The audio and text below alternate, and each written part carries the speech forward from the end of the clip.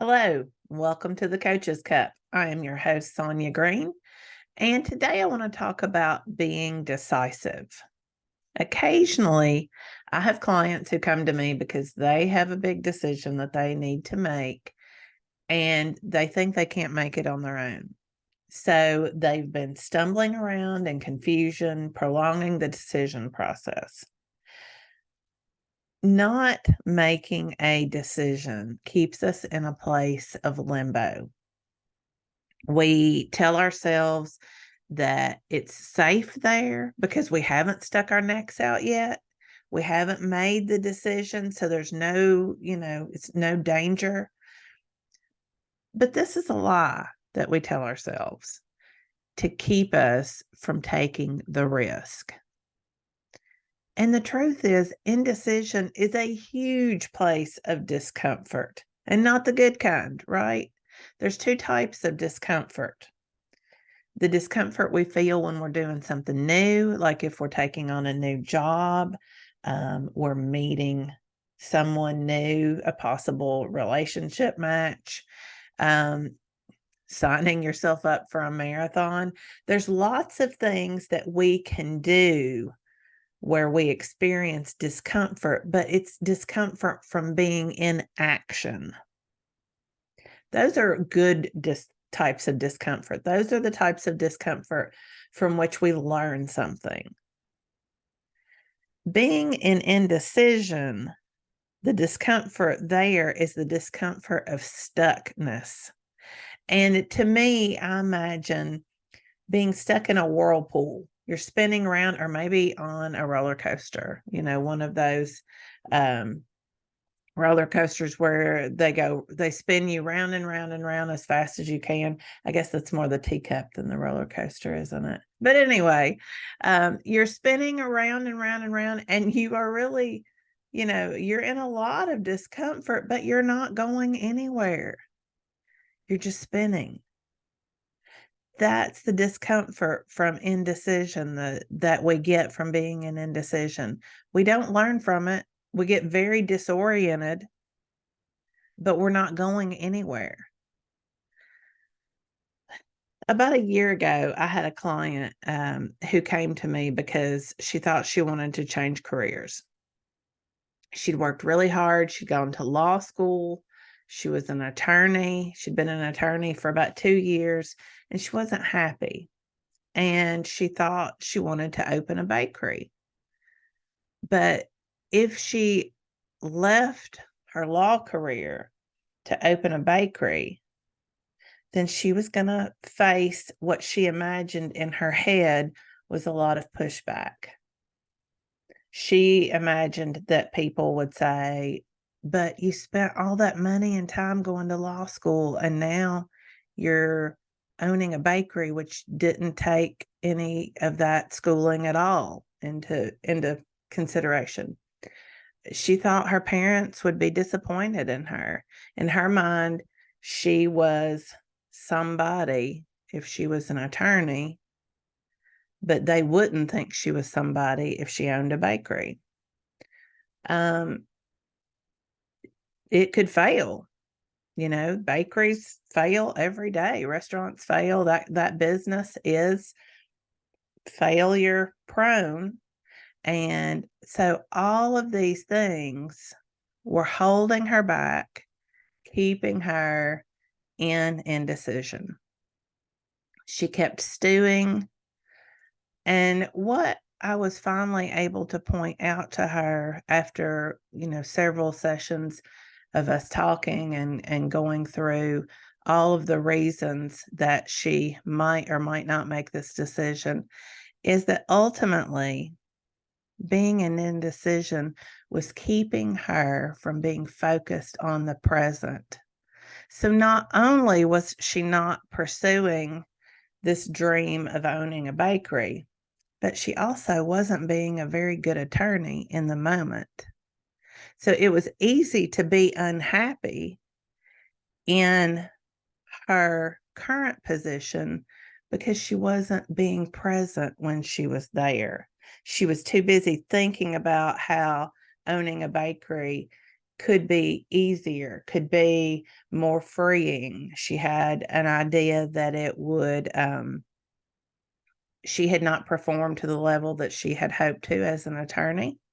And she wasn't getting the accolades, or she wasn't getting the feedback that she was used to getting for her academic performance in her law career. There were lots of things that she imagined would be better if she left her current position and opened a bakery. But the result was that, like I said, she wasn't being present as an attorney either. So we came up with some steps to help her make a decision, and I want to share those with you, because if you're telling yourself that, the thing that we like to do is that we want to cover all the bases, and that's what our brains are programmed to do. Our brains are set up to do pros and cons. I've had students occasionally. I'm not a big pro con list person, but I've had students who would come in and they would have their pros and cons list for doing something, for going to graduate school versus taking a job. They would have all of these things set up. And that's really what our brains like to do. They like to spend time in risk assessment. But many times that is just prolonging the act of being decisive. So if you are thinking about a decision that you're making, whether it's a big one or a small one, honestly, it's a lot easier to practice on some smaller decisions first before you have those life-changing decisions come into play. But either way, get a pen or pencil and jot down these steps to help you be decisive. There's 5 of them. The first one is to consider everything. I know a couple of weeks ago we talked about how we like to put everything in binary. It's either pro or con, it's for or against. I either do the thing or I don't do the thing. But not every decision, in fact, most things in life are not black and white. We try to make them black and white because it seems more comfortable that way. It's easier if it's baker or attorney. But in many things, there are actually more than just those 2 decisions. So, what if you consider everything and try to really go beyond yes or no, one or the other?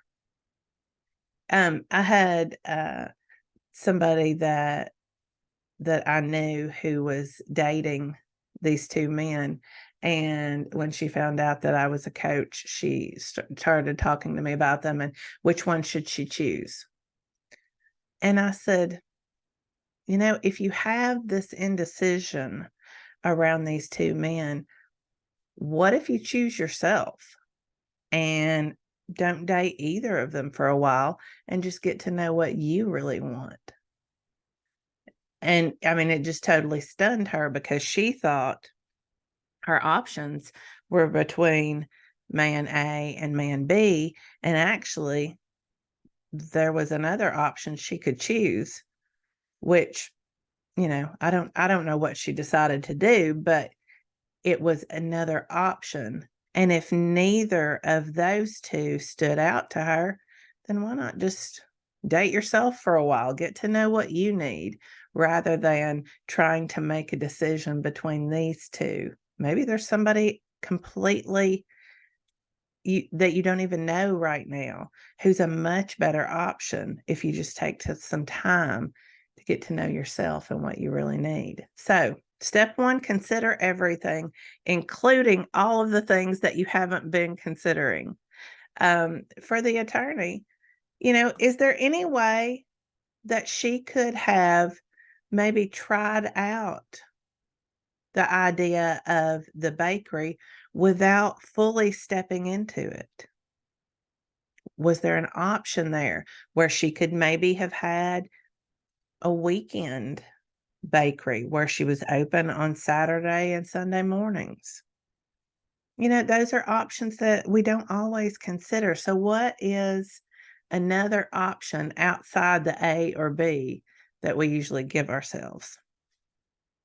Step two, if both options could be amazing, if the end result could be that both of them are just amazing, which one would you choose?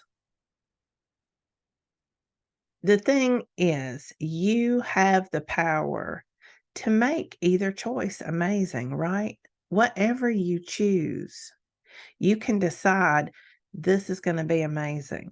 There's no right or wrong choice. So if you're willing to do the work, then either option could be amazing. And if either option was amazing, which one would you choose?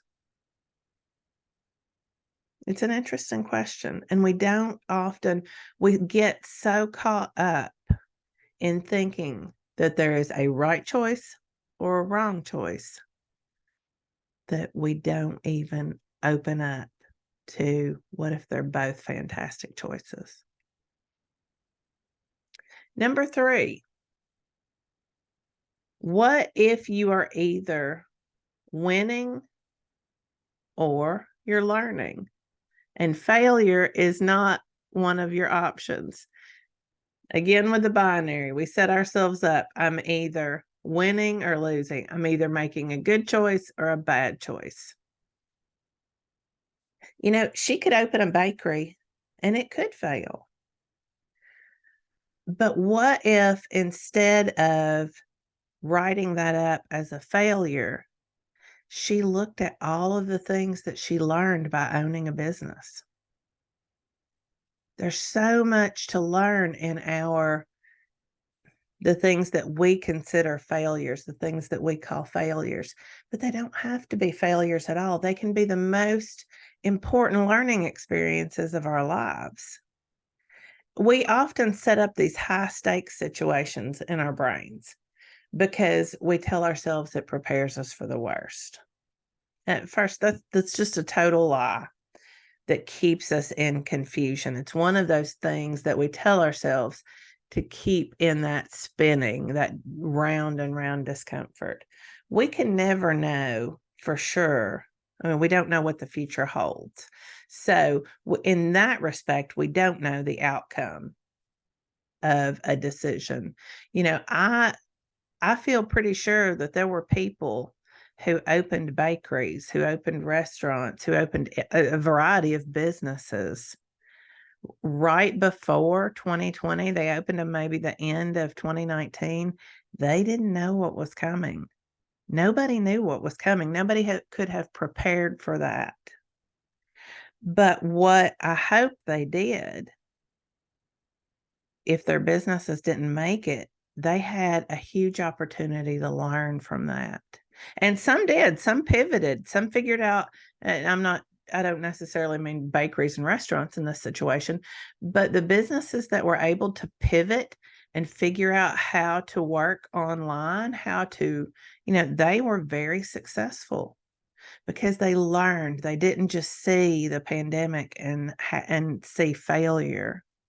They figured out another way to do it. And we can do the same thing.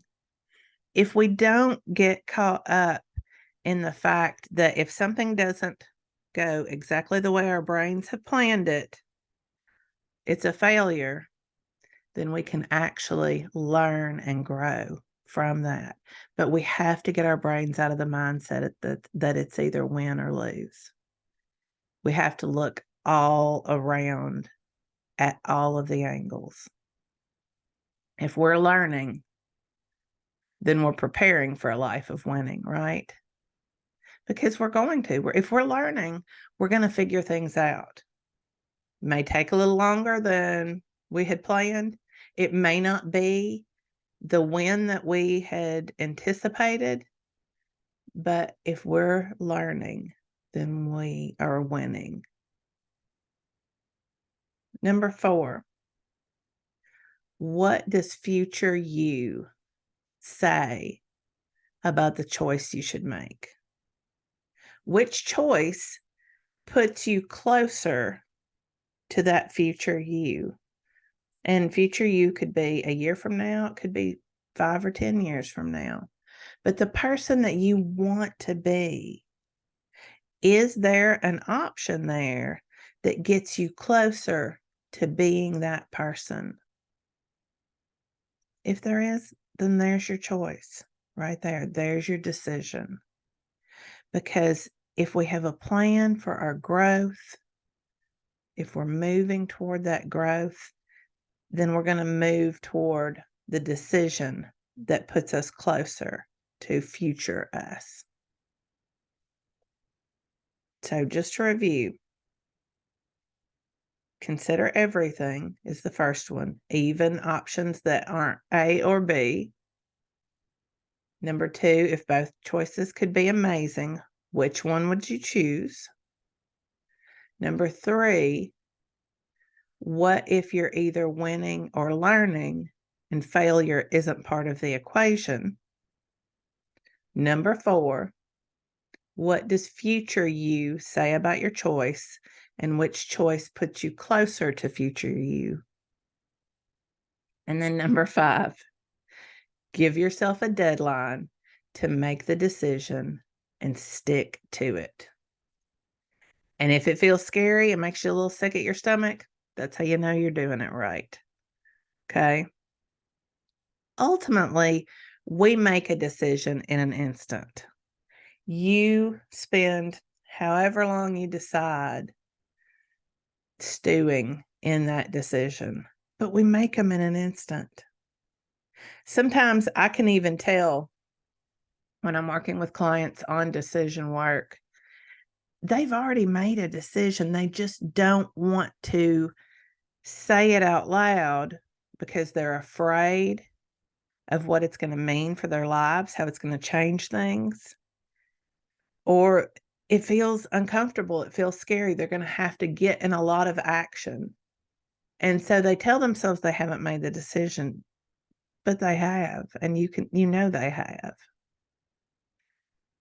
So remember, if you are postponing a decision, then you're really postponing your life. You're sitting in limbo. You're spinning around and around in that teacup instead of taking action. Discomfort is going to be there regardless, right?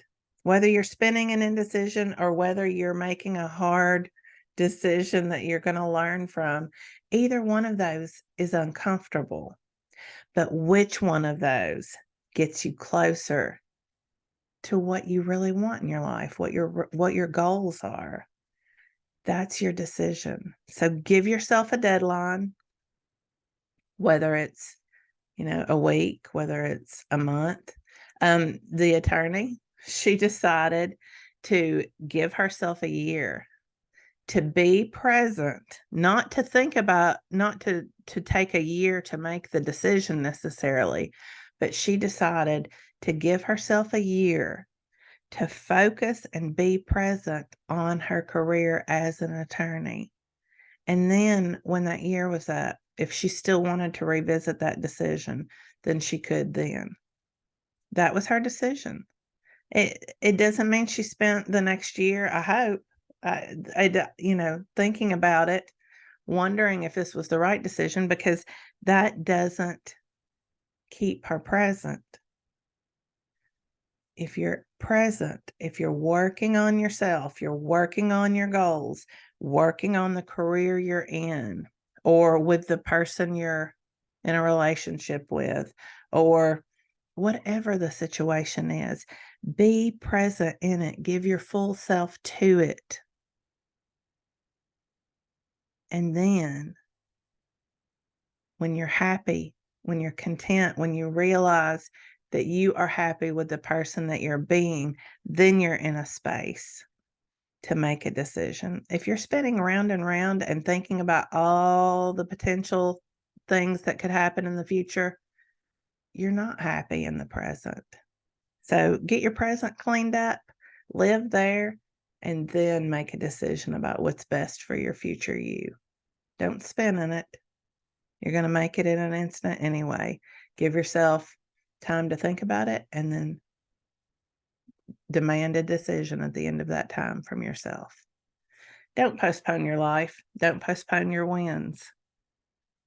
It's a gift that we can give ourselves by being decisive. And I promise you, it's much better than spinning around in that whirlpool and just making yourself dizzy and sick from that. All right. If you're looking for coaching, I currently have one spot available. You can reach out to me at sonyagreencoaching.com. You can also find me on Instagram, on LinkedIn, and on Facebook. If you want to comment on this podcast, then I would love to see your comments on the Coaches Cup Facebook page. What decisions have you stewed about? What decisions have you made quickly, and how have those worked for you? This is one that I love, how do you consider the alternatives other than A and B? Because that's when we're really getting creative, right? That's when we're really using our brain. What else is out there that I haven't considered? So look for the Coaches Cup podcast page on Facebook. All right. I'll see you next week.